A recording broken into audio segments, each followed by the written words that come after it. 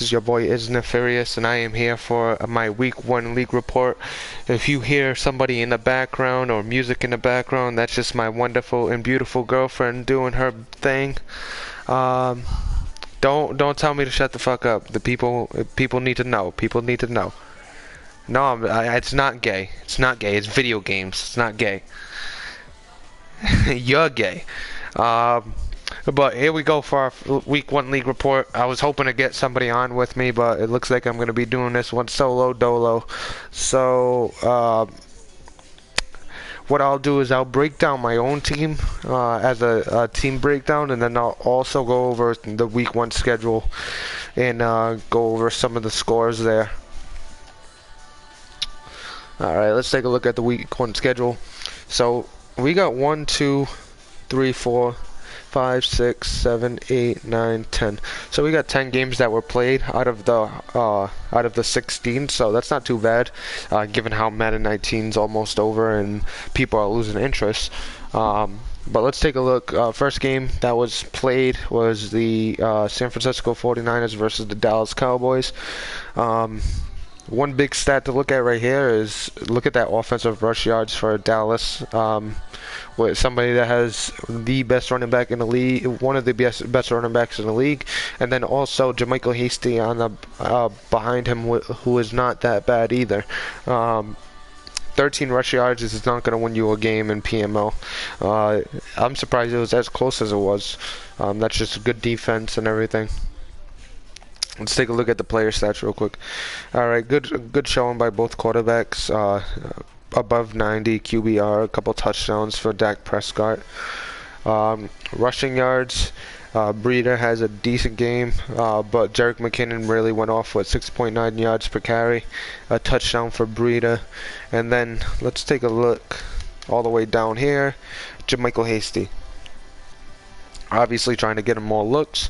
8 rushes, -5 yards, so that didn't really work out for him. Receiving leaders, 83 yards for George Kittle. I believe Anthony Johnson had 101, so he was the yardage leader there. And for touchdowns, you got Anthony Johnson, Kendrick Rogers, and George Kittle, who each had 1. Take a look at the defense real quick. DeMarcus Lawrence was leading in tackles. Byron Jones was right behind him.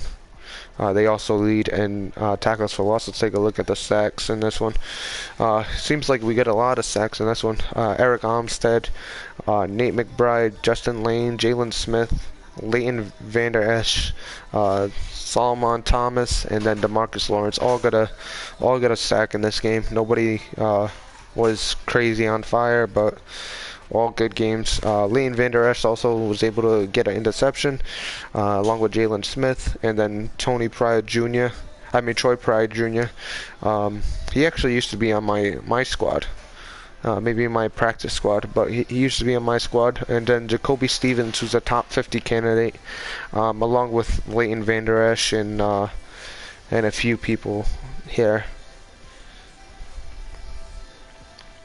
But pretty much great game from San Francisco. Really controlled the ball better than Dallas could, and it looks like that was the difference at the end of the day. Dallas had a better passing game. Let's go ahead into the next game. Tennessee versus Cincinnati. I'm surprised they played this one. So Tennessee won against Cincinnati. Jordan Ta'amu, 8 interceptions. Oh man.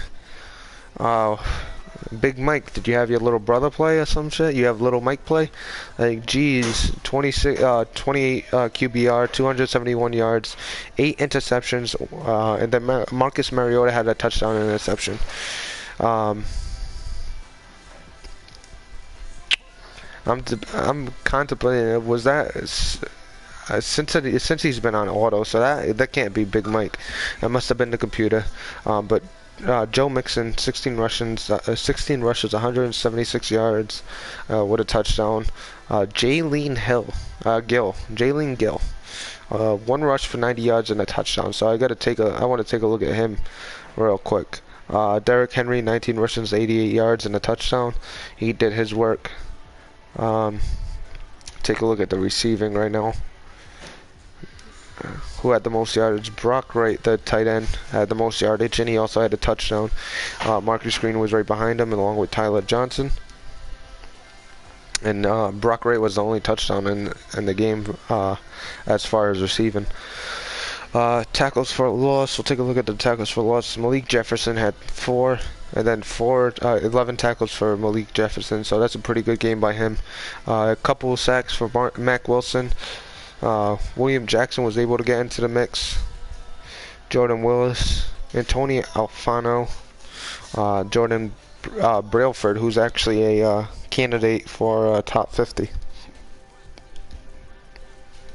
Take a look at the interceptions. Cameron Smith with 4, so he's well ahead in the lead right now. It looks like that's a pretty good game by Cameron Smith right there. But Tennessee taking that 30-14. Nobody's winning with 8 interceptions. Computer, Big Mike, it doesn't matter who's playing. 8 interceptions, you're not winning that game. Detroit Lions versus the Bears. It says there was a game played. I'll believe it. Both seem to be still in the league and really playing. So Detroit took this one 34-13. Detroit's known for being up and down. Nobody knows exactly how good it is. But Case Keenum was able to put together a good game, 166 yards, a touchdown and an interception. Andrew Luck in his first game as a Bear, rough one, 139 yards, 5 interceptions, a big woof on that. Then let's take a look at the running backs. Trey Sanders, the rookie, coming in. 12 rushes, 51 yards, 4.3 per clip, and a touchdown. Tony Jones, who had a good year last year and is actually considered for the top 50. 7 attempts, 94 yards, and a touchdown. That's a pretty good game. But I think he likes Trey Sanders a little more, given he got the ball 12 times for 51 yards. Tariq Cohen really bottled up, 13 rushes for 25 yards, 1.9 per clip. He also picked up. Also, Detroit has Duke Johnson, so he's got a bunch of backs over there. It's kind of like in my situation, a bunch of backs. Nobody that's the lead dog, 100%, but a bunch of backs. Let's take a look at the receiving. Joe Nada, 4 receptions, 17 yards. Taywan Taylor had a good game, 4 receptions, 77 yards. He might have been the yardage leader. Yeah, with 77, he was a yardage leader. Let's take a look, see if anybody hit the end zone. Trey Sanders out of the backfield with a couple catches, a couple touchdowns. So that's a pretty good game for the rookie. Let's take a look at the defense real quick. 7 tackles for Thomas Graham. Let's take a look at tackles for loss. Raekwon Smith, Shaquille Barrett, and Richard LeConte. All 3, and actually Raekwon Smith is not, but the 2 Detroit Lion players right here, Barrett and LeConte, both are considered for top 50. That list will come out next week probably. I'm putting my last list together. Then I'll do all the averages, all that, and blah blah blah, all the math stuff, the nerd stuff, and then I'll have a top 50 list for you, and I'll either do 5 per week or 10 per week based on how long I want to drag it and all that good stuff. So let's go to the sacks. We got Khalil Mack, Raekwon Smith, and Chase Winovich, who also got a sack. Chase Winovich, I actually tried to get from the Lions. I was going to give him Shea Patterson or Kyle Shermer, one of my quarterbacks for him. Chase Winovich, since he was actually drafted by the Pats, I kind of want him. But I also had a good game with Jalen Redmond today, so he's been perfectly fine. Let's take a look at interceptions. We got Devondre Campbell with 3. LeConte has 1. Thomas Graham also had 1, a top 50 candidate there, and Eddie Jackson had 1. But let's take a look. So basically, Detroit played his game, took control, and never really gave control to Chicago. It was the good version of Detroit that played that game, not the losing to the Bears version of Detroit. Let's take a look at Arizona and Carolina. My boy JT coming off his playoff berth. Let's see how he did there. So take a look here. Justin Fields. He had 17 yards. So he was 2 for 3. He's not. I was about to say, is he starting over Cam? Nope. Cam's still the starter. 67.3 rating, 88 yards, a touchdown and interception. He threw for 50%. When it comes to Russell Wilson, ever since he left the Seahawks, he's been having a rough go of it. That just tells you the user doesn't make the quarterback. The quarterback doesn't make the user makes the quarterback. So you can have the best quarterback in the league. If you can't make good decisions, it's not going to work out. Just look at my recent game against the Bills. Terrible decisions all over. I don't know what was going on. I haven't played in a little bit. Maybe that was the reason. But take a look at this. Suwo Luni. Don't know his name. But 10 rushes, 55 yards, a couple touchdowns. He has a few running backs that get touches. A.J. Dillon had a couple for 18. And Quavaris Crouch, the rookie that he just drafted, 5 attempts for 13 yards, 6'3", 244. He's a big boy. He also fumbled the ball, so that's rough for him. Christian McCaffrey. I have my own little version of Christian McCaffrey in New England, but this version of Christian McCaffrey, three rushes for 5 yards. And I think, Suwo was the only one to touch the end zone in that game. Let's take a look at the receiving real quick. Not a lot of receiving yards, not a lot of receptions here. The leading receiver in yardage was Curtis Samuel, 52 yards on 2 receptions. Then you got David Johnson, who had 33 on just 1. Curtis Samuel was the only one to find the end zone as well. Not a very offensive game. Let's take a look at the tackles for loss. Ed Oliver getting in there. Picked him in the first draft we had. I think he's grown pretty good as well. As you could see here, a couple tackles for loss. He didn't have any sacks, so that sucks. But the tackles for loss are good. Excuse me. Take a look at the sacks you got. I'm not even going to pronounce that. Sophomore, 6'7", 287, a big boy, a couple sacks on the game. Brayton Constantine had a sack as well. Emmanuel Agba, he was snubbed from the top 50. He's started off with a sack on the season.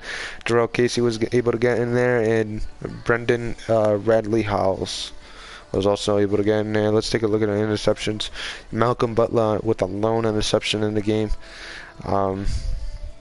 Ex-Patriot, ex-Titan, ex-Viking for a short period of time. But he was the only one to get really a interception. Let's see if there was any fumbles. Yeah, Michael Pitts was able to get in there and grab a fumble. But yeah, not really a barn burner, as you could tell by my yawning. 21-6. JT controlled that game, it looks like. Well, Arizona got up to 3-0 lead, then JT scored, controlled it a little bit, ended up 7-6, and scored a couple touchdowns in the fourth to really spread it open. But it's a good game by JT, starting off well after the playoff berth that he had. Chargers versus Oakland, absolute barn burner. Chargers manhandled Oakland, 311 rushing yards to 28. Jesus. And then 197, so Oakland actually had more passing yards. But the overall yardage was well in favor of Los Angeles. Let's take a look at the player stats. Derek Carr with a 158.3. I'm pretty sure that's a perfect QBR right there for 174 yards, couple touchdowns, no interceptions, 80% completion percentage. And then his backup, Charlie Brewer, came in. He had 1 completion on 1 attempt for 12 yards.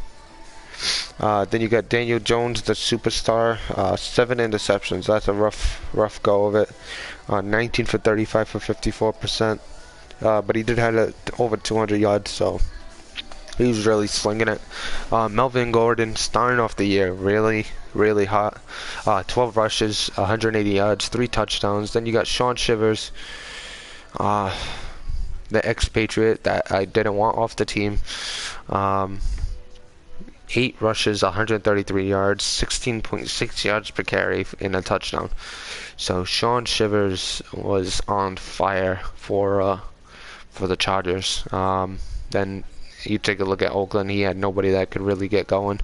Oakland hit my line. I got Najee Harris for sale. So if you want a running back, you could have him. Take a look at the receiving leaders. Cooper Kupp had 5. Found a home in Oakland. Marquise Goodwin, 108 yards. Then you got Cooper Kupp with a 71, and then Jaden Hasselwood with 44 yards. Pretty good speed, big guy with good speed, so should make some noise this season. Then you got Hunter Henry and both Marquise Goodwin that hit the end zone for the Chargers. Take a look at the tackles. Amik Robertson, Desmond King, a bunch of guys tied with 6 here. Tackles for loss. Rashad Melvin got up in there for a couple tackles for loss, as well as Desmond King. When it comes to sacks, you got Xavier Thomas, Nuosu, who also got a sack. You got Arden Key. Pretty good size, 6'6", 265. He was able to get in there with a sack. And then you got Adawu, the left outside linebacker, who was also able to get a sack. Trevor Williams had a couple interceptions. Desmond King had one. Malik Harrison, another ex-Patriot, had one. Garyon Conley had one. Darwin James and Jason Verrett. So, I mean, he was intercepting him left and right. So, not going to win a game throwing 7 interceptions, and not going to win a game when you're not rushing for over 50 yards. So you have no shot if that happens. Take a look at the next game. We got the Rams, who manhandled the Falcons. Did they actually play this game? It might be the case. KJ Costello, terrible, 4 interceptions on 6 completions, 13 attempts. Tyrod Taylor, 94 yards, 1 interception. Didn't really do much, but got the win. 72% completion. Then you got Todd Gurley, 32 rushes, almost 200 yards, 6.1 yards per carry, 2 touchdowns. Tyrod Taylor was the second leader rusher, so that tells you a lot when the quarterback out-rushes your whole team. Then you got Tevin Coleman, 12 rushes, 10 yards. So, I mean, I don't know what. Maybe I'll talk to Atlanta. I know he wants Najee, so maybe I talk to him, see what he's got for me.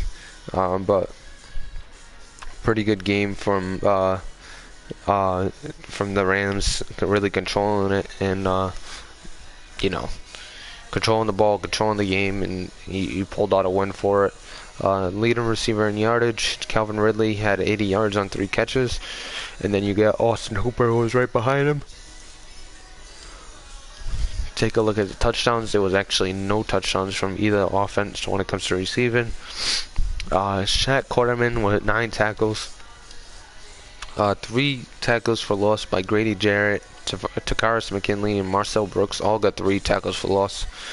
Then you got Brian Burns, who's got 3 sacks. A nice little start for him. Trayvon Walker had a couple sacks himself. I'm not pronouncing that. Lee had a sack. Adam Godis had a sack. Gottis. And then you got Keanu O'Neal, who also had a sack. Let's take a look at interceptions. Blake Cashman with a couple. LaMarcus Joyner, and then John Johnson. Desmond Trufant on the other side, answering with 1 interception of his own. But pretty much Rams controlling this whole game from start to finish. It's kind of Atlanta's kind of like the Lions. You never know which usually you're gonna get. That one, I guess he gave the remote to his little brother to play the Rams because the Rams manhandled me. I manhandled him. The Bills manhandled me this week, so it goes around. It goes around, that's for sure. Let's take a look at this. Tampa Bay really controlled this game. They were up 35 to nothing. I mean 35 to 17 at half. So it was pretty much all Tampa Bay throughout. 14-3 after the first, 35 to 17 after the half. I mean it was all Tampa Bay. Jameis Winston, Josh Jackson had a good game. 138 rating, 356 yards, 3 touchdowns, no interceptions, 54 completion percentage, which isn't bad, but 60 is the go-to for a good game. Jameis Winston, 90 rating, 235 yards, a touchdown, 2 interceptions, 75% completion percentage, so he had a really good game. The 2 interceptions are the one thing. Then Benny Snell Jr., over 200 yards on 24 carries, 8.9 yards per carry, and 5 touchdowns. Then you had Tyler King, who's right behind him with 6 carries, 30 yards, 5 yards per carry, and 2 touchdowns. So, I mean, his leading rusher was a quarterback, so he tried to get Master Teague into it, couldn't really get him into it, so that's a tough one. Take a look at the receiving. You got Mike Evans, 6 receptions, 69 yards. He had the most receptions. Most yardage was from Van Jefferson. Wow. So the Bills actually let Van Jefferson go, a top 50 talent. He let him walk, so that's kind of crazy. Have a crazy season, be a top 50 guy, and you let him walk. 6'2", 198, Van Jefferson. Stephon Diggs, 81 yards right behind him, about 146 from Van Jefferson. And Chris Godwin got a 78 of his own, or 76 of his own. And then a few touchdowns here from the rookie tight end there. Chris Godwin, Stephon Diggs, and Van Jefferson all found the end zone. Take a look at the defense. 7 tackles for Savage, which led the game. Quan Alexander had a couple tackles for loss. Noah Spence with 3 sacks. Then you got Joe Alfieri with 3 sacks. Tampa Bay defensive line really got in there and got to Josh Jackson. Joanne Williams, ex-Patriot here with an interception, and then you got Malik Reed, right end, with also an interception, which is surprising. I wonder if he had him at linebacker at that moment. Joanne Williams says strong safety. I won't bring that up. But really controlled by Tampa Bay. It was all Tampa Bay all game, really proving that Minnesota ain't worth nothing. Let's take a look at Jacksonville versus Indy. Says I wonder if they both played, but Indy looked like he controlled the whole game. Offensive rush yards, offensive pass yards, total yardage, all in Indy's favor. Jacksonville's another one where it's like, which Jacksonville guy you getting? The guy that's stoned and drunk, or you getting the guy that's running for like over 150 yards with Leonard Fournette and controlling the game? Patrick Mahomes and Matt Stafford. Matt Stafford in his first game as a Jaguar, 231 yards, a touchdown, 3 interceptions, so a tough one. Patrick Mahomes, near perfect rating, 2 touchdowns, over 250 yards. 88% percentage on a completion.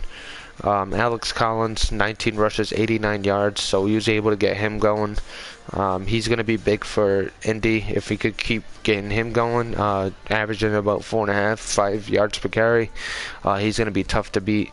Leonard Fournette had a tough one, only 4 yards per carry, 12 rushes, 47 yards. So pretty much a tough game for him. Alex Collins was the only one to see the end zone. Leading receiver in yardage, N'Keal Harry, the real-life Patriot, 3 receptions, 91 yards. Then you got Philip Howard that also had 80 yards of his own on 3 receptions. We got 3 guys that hit the end zone. N'Keal Harry, Philip Howard, and down now Wolf Falk. Where is Odell Beckham? Is he injured? He didn't really show up in that game at all. Maybe he was on Jalen Ramsey all game, but nothing from Odell Beckham. Yannick Njoku, leading sack leader last year, set the record. He's an absolute animal. Off to a good start. 2 tackles for loss, and 3.5 sacks. You got 3.5 sacks from him. Darius Leonard with 1. Harold Landry with 1. Demarcus Christmas with 1. And then Tavon Lewis with 1. And then a half from Zach Pickens. Interceptions-wise, a couple from Justin Phillips, the middle linebacker. And then Malik Hooker, top 50 candidate, also got an interception. Indy did a good job controlling the ball. When Jacksonville did not. Jacksonville had 3 interceptions. Indy had 0. Indy had more rushing yards. Jacksonville couldn't run the ball. It looks like they got down early, 17-3 by half. So you start turning to the pass a little more, leads to more mistakes, and Indy's able to control the ball for the rest of the game pretty much. Good job by Indy there. KC in Seattle. Seattle played the computer. We're not really going to go through that. Actually, we will. We'll take a quick look. We'll take a quick look at what he was able to do. Josh Rosen, 146, 223 yards, 2 touchdowns, no interceptions. When it comes to rushing, Ahmed was able to get over 150 yards with a touchdown. And then Kennedy Brooks also with 80 and 89 yards on 8 carries. Brashad Perriman had 43 yards. Jake Hossman, the tight end, top 50 candidate, also had 44. Tyler Lockett was 63. Who was able to see Brashad Perriman saw the end zone, and Kennedy Brooks saw the end zone. Take a look at the defense. 9 tackles by Trazman Marshall, the linebacker rookie. Looked like he had a pretty good game there. Tackles for loss. Same thing. Marshall was first there. Andre Hall with an interception. Jatavius Brown and Marcelino Ball. All with sacks, not interceptions, sacks. Interceptions went to Earl Thomas, Shaquem Griffin, Bobby Wagner, and no one else. But Seattle did his thing against the computer. That's you pretty much expect that. And then to the game of the week for last week, in the final game, last but not least, you got the Cleveland Browns versus the Baltimore Ravens. They played 2 games. The first one got disconnected at half, and it looks like they played the full game in the second game. And what a close one this one's. Offensive yards gained. Cleveland Browns showed that they have the better offense. He had the most passing yards, better passing attack, but better rushing attack over in Baltimore, and that was probably a key to the game. Take a look. Spencer Rattler, the rookie, coming in, 4 touchdown passes, 3 interceptions, 48% completion percentage. Pretty good game. The 3 interceptions and also throwing under 50%, that sucks, but that's still pretty good game. Lamar Jackson, 62 passer rating, 320 yards, 2 touchdowns, 4 interceptions, so a tough one from him. 60% on the completion percentage, threw 40 times, so that's pretty nuts for Baltimore, who's a run first team. Take a look at their leading rusher, Avery Davis. He doesn't have TBJ. TBJ is suspended, so that kind of makes sense why Lamar Jackson threw for over 40 times. Threw for 40 times. You got Avery Davis, leading rusher with 52 yards, so he's still able to get 5 yards a carry. Lamar Jackson did damage with his legs, 6 rushes, 43 yards for a 7.2 clip. Cam Akers only 5 touches. Rattler had 4 of his own, and Sean Dollars with 1 carry for 6 yards. So nobody averages less than 5 yards per carry on Baltimore, I guess. 1 touchdown for Avery Davis as well. Take a look at the receiving.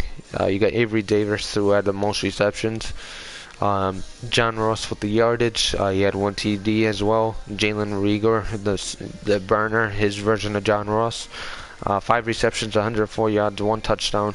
Devin Funches, 4 receptions, 93 yards, a couple touchdowns of his own. Pretty good game by Devin Funches. Robbie Anderson, 5 receptions, 84 yards, and a touchdown. And then David Sells with 83 yards of his own. I mean, there's a bunch of guys that got a lot of receiving yards here.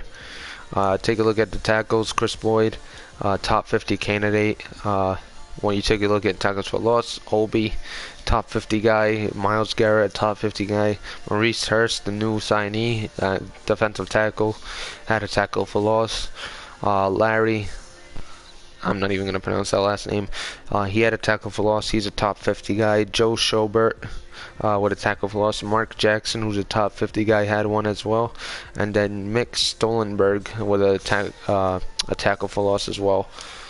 Take a look at the sacks. You got Myles Garrett had a couple. Maurice Hurst had a couple. Then you got Michael Pierce, Willie Henry, Anthony Everett.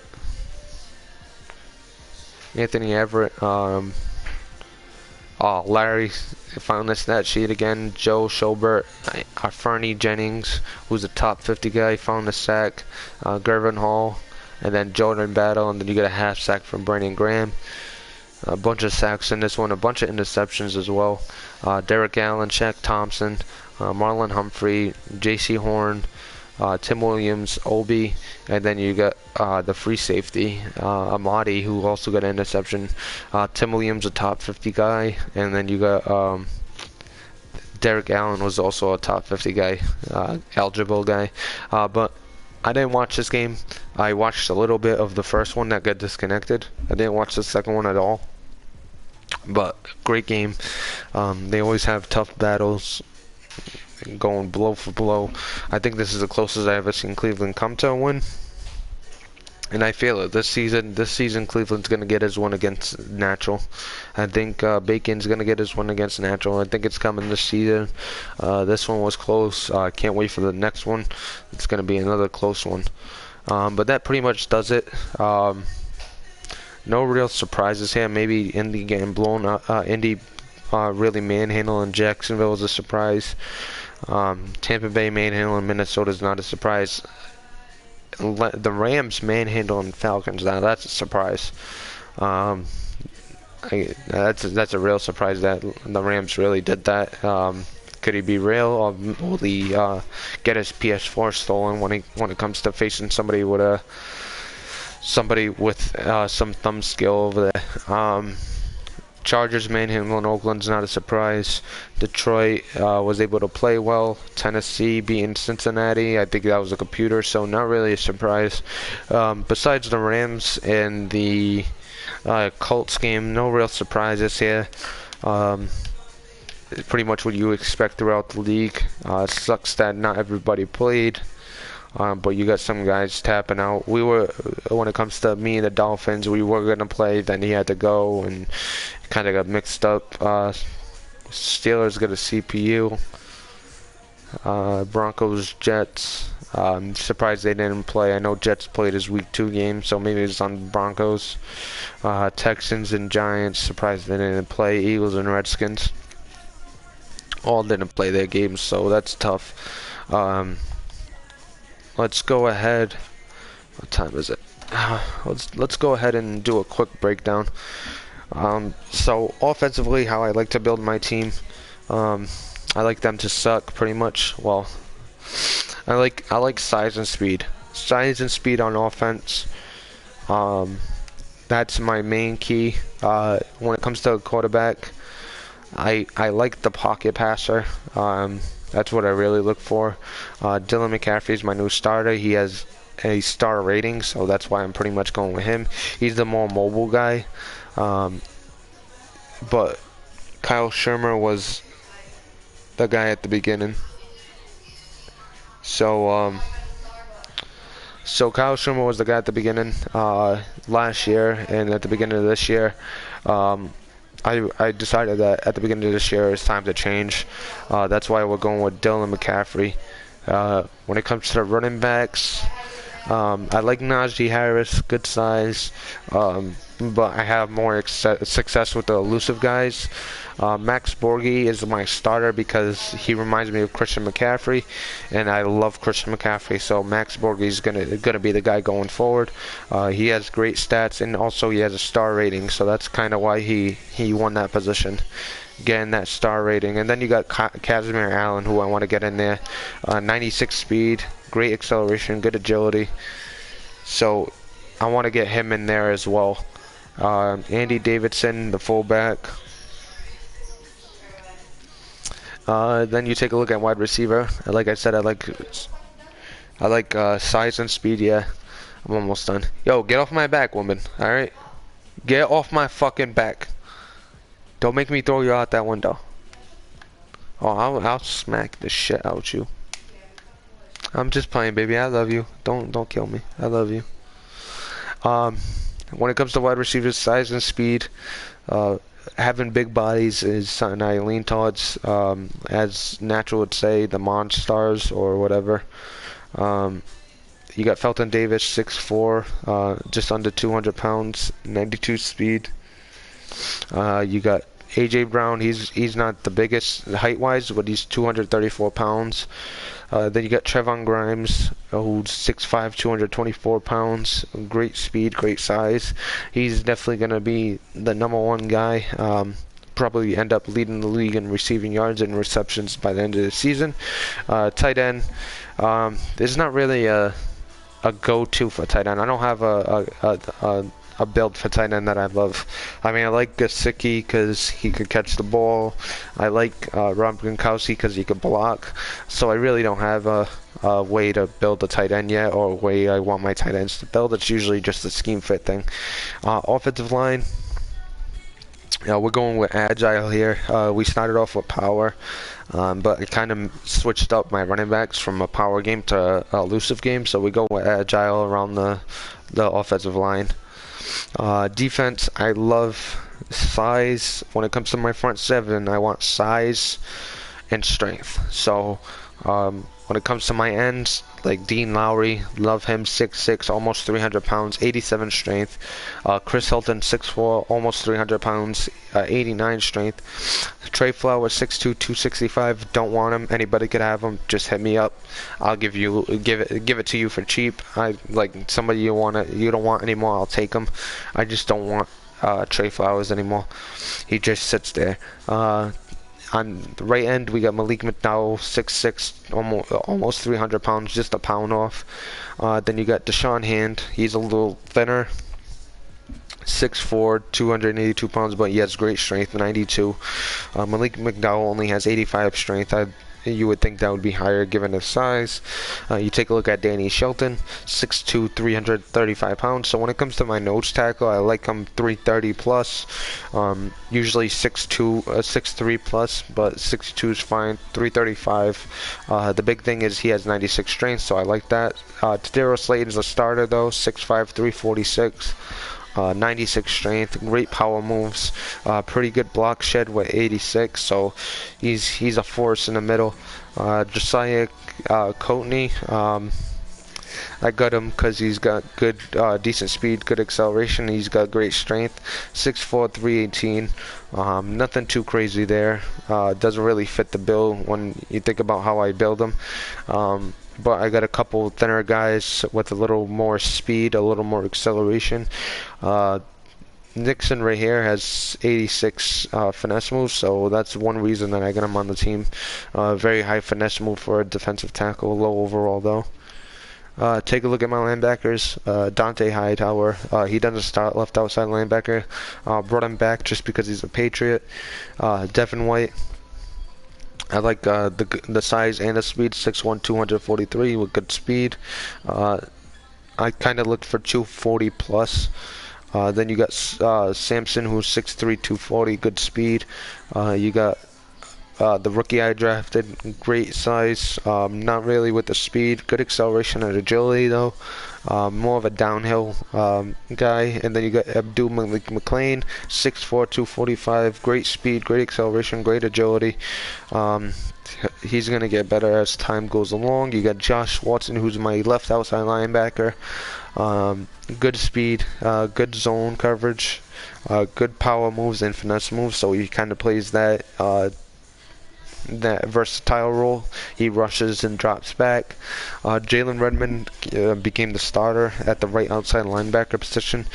Good speed, great acceleration, pretty good strength, pretty good block shed. That's the main reason he's a starter. But like I said, when it comes to linebackers, I run a 3-4, so my two edges are usually rushers, guys that could rush in, drop into coverage, and then my middle linebackers are just, speed guys, downhill guys, type players. That's one thing about Jalen Redmond. He doesn't have good coverage skills. When it comes to my cornerbacks, I obviously I love Jamel Dean. I love the size and the speed. I'm a guy that likes big-bodied type corners, big-body type receivers. Big dicks. Big body type receivers, body type corners, big offensive linemen, big defensive linemen. I just like everything big. Like my girlfriend says, big dicks too. So I'm almost done. Relax. Just chill out. Yeah. What do you need me for? You want to take a ride to Pound Town? Want to take a ride to Pound Town? Christian Tutt we drafted doesn't have a lot of size, but decent enough speed. He's got a star rating too, so he's gonna be getting in there. Javaris Davis we signed. Not really a lot of size, but good speed. And then Isaac Taylor Stewart, who's our number 2. Good size, good speed, so I kind of lean towards him. And he's got that man coverage. I'm more of a man coverage type of guy instead of zone, especially running that 3-4. Free safeties. When it comes to the safeties, I really don't have a preference as long as they got good hit power. Like the hit power really causes incompletions and things like that. That's basically what I look for when it comes to safeties, just the hit power and causing incompletions when I need it. But that's pretty much going to do it for the team breakdown. Next week, week 2, well, we're already in week 2, so it'll probably be tomorrow or Tuesday or whatever. When we do the league report, we'll hopefully have the top 50 done, so we'll be able to throw that in there along with whatever else we do. But that's going to complete it for this league report. It's been a pleasure for whoever was watching, and I'll see you next time.